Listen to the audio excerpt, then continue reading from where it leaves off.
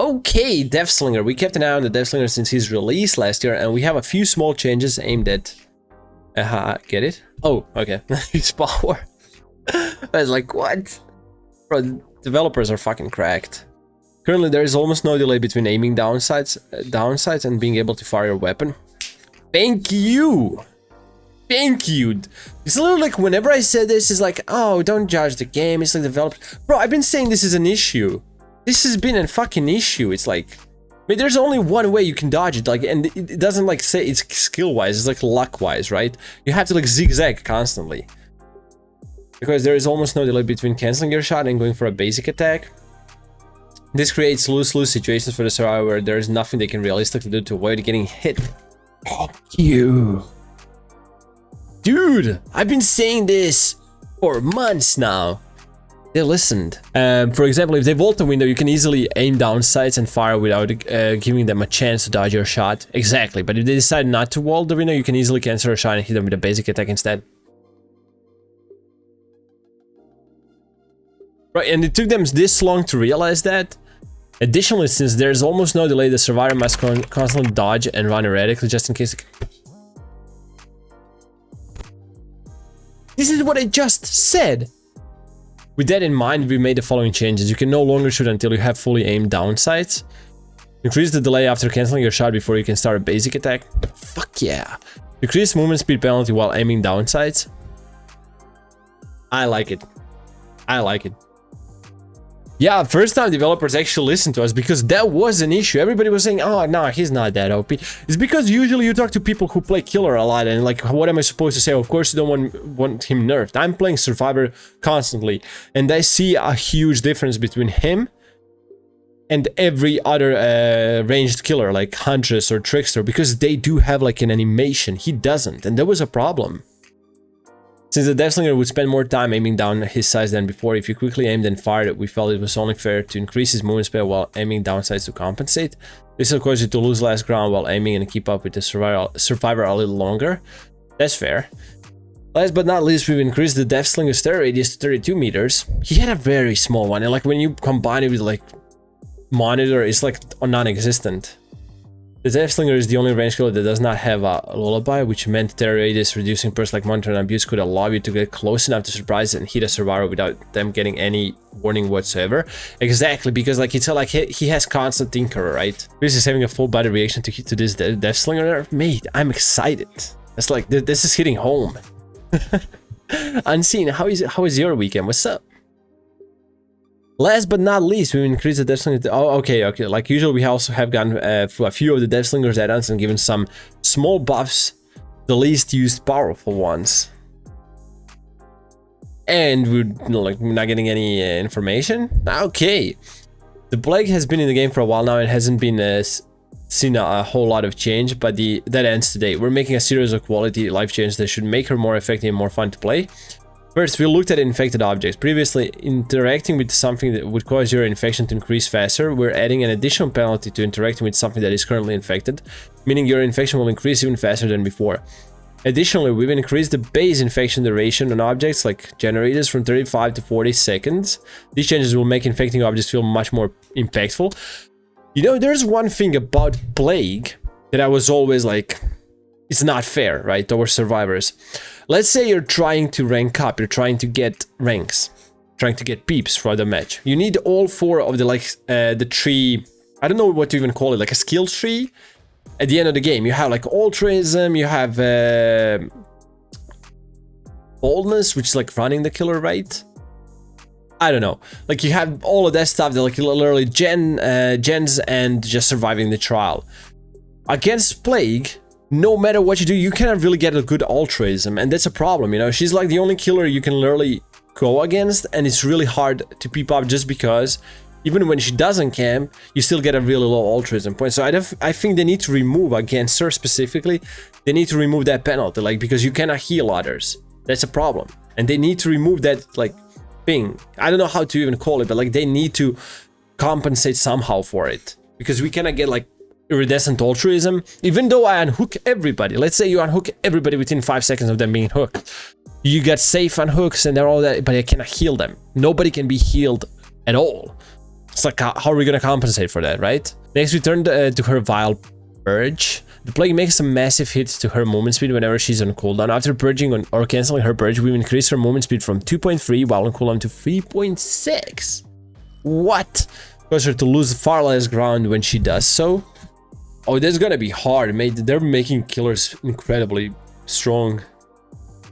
One of the things that felt really bad for the killer was when you let it get off your power button a little too soon, causing your power to be cancelled entirely. Now tapping the button or letting go before the minimum threshold will cause your power to continue charging until the minimum amount has been reached. It basically now works like the Huntress Hatchet. Oh, finally we've increased the time it takes to cleanse at a fountain from 6 to 8 seconds. Like the other kills that are changing in this update. We revisited the Plague's add-ons as well and did a complete pass on some of the less powerful or rarely used ones. The only problem with this I have is like they're like buffing everything on the killer side. They should have at least given us that thing I was talking about, like give us more altruism points when we're playing against her. I get it, now she's gonna be pretty strong. Vile Purge no longer affects survivors. Increased subject infection duration by 40 seconds. Increased infection from infected objects by 100%. Increased devious blood points by 100%. This is pretty dope. Survivors who cleanse at fountains have their auras revealed for 4 seconds. Each. Okay.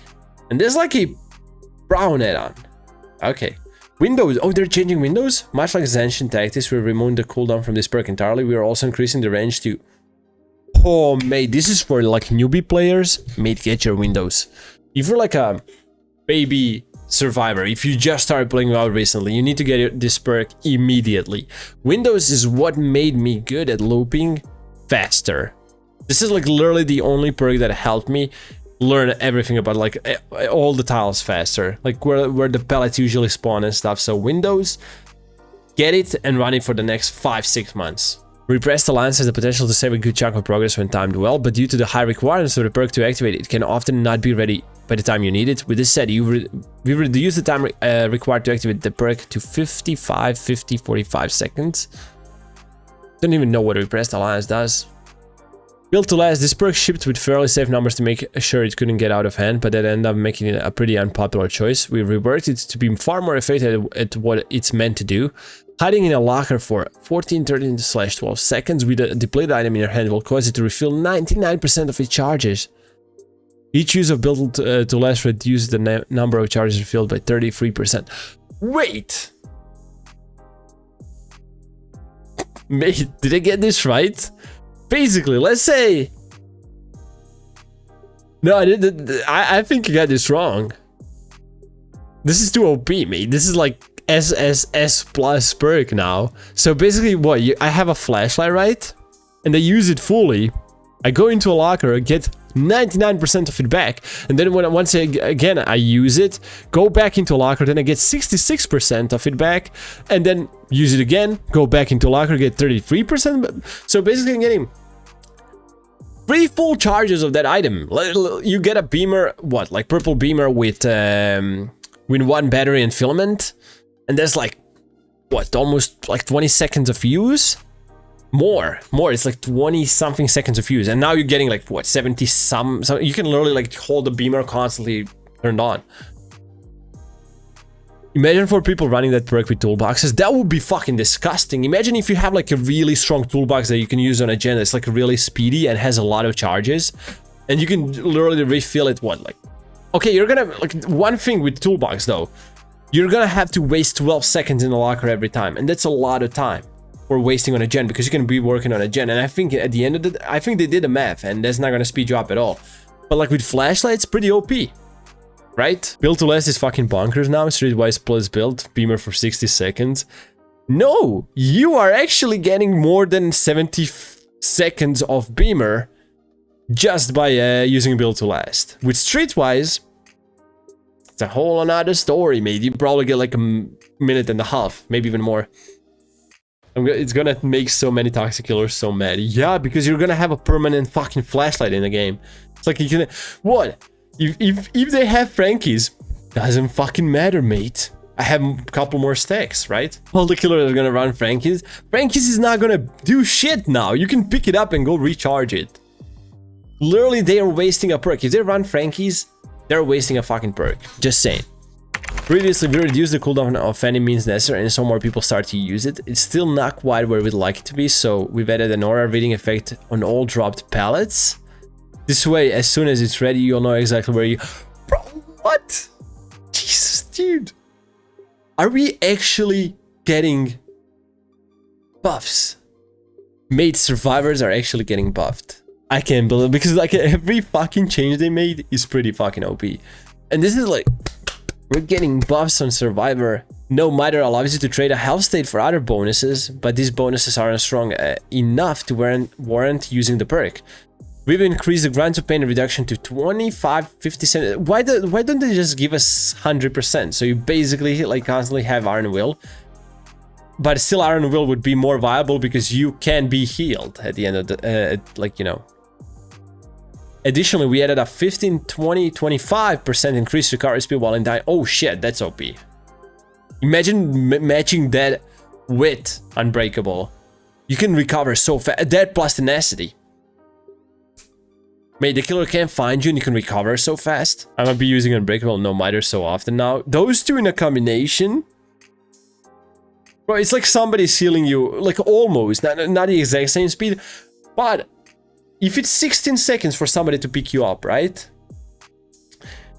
And if they run We're Gonna Live Forever, there's gonna be 8 seconds pickup. However, if you have these two, you can literally pick yourself up by yourself almost as fast as if somebody was healing you with We're Gonna Live Forever. This is a simple one. Survivors who are working on a generator will now suffer from blindness in addition to exhaustion. We've still caused the perk to not only prevent the use of exhaustion perks, but also any aura reading that survivor may have. Okay, that's pretty cool. As long as it's not, you know, Wait, blindness is just for auras? Is it like... Oh, it's not oblivious, it's okay. Oh, it's not oblivious effect. No. Oblivious is when you cannot hear the killer coming. Blindness basically just neglects, like literally negates all the aura reading abilities you have. The hatch and keys. The hatch and keys by extension have long been very contentious topics, leading to some heated debates. We have some changes in coming to them to make them a little fairer. Wait, how do you guys pronounce that shit? First, the hatch will no longer spawn if there's more than one survivor in the trial. This means you'll never have to worry about the last 3 survivors vanishing when there's still 1 generator left. Okay. Additionally, the hatch will now take a few seconds to open with a key once it's closed. Progress does not reset when the survivor cancels the interaction. Okay, this limit is the problem where a survivor can simply sprint straight at the hatch and instantly open it and escape. With that said, these changes will make the Where Did They Go achievement impossible to obtain, so it will be changed to escape through the hatch using a key. So basically they just nerfed the hatch a lot. I mean, I don't mind, to be honest. It's like no multiple escapes through the hatch. It's not like I was always relying on it. I don't care that much about the hatch. This is probably gonna hurt some other people more than it will me. As promised in the anniversary live broadcast, we are introducing some new gameplay around totems. This will add an extra objective around the map, and much like the killer hex totems are tied to survivor perks. Beautiful. Survivors will be able to bless a totem to change it into a Boon Totem, and these blessings are designated to offer comfort to the survivor team, a small safe haven. However, unlike a hex totem, the killer can also quickly interact with the created Boon Totem to completely remove the associated blessing, once again turning it into a dull totem. They will also be able to hear the Boon Totem within its range. Okay. Each survivor can only have 1 Boon Totem active at a time. This Boon Totem will combine the effects of 4 other equipped Boon perks. This will add some more strategic decisions for survivors to make when it comes to their interactions with totems. This is gonna make the game so much fun. It's gonna be so interesting. This is like, we need an extra step in the game, you know? With that, we've come to an end of the developer update, for real this time. All of the changes mentioned in this 2-part post and more will be available for testing in this week's player test build. We look forward to hearing what you think. Until next. Oh, are we playing on PTB tomorrow?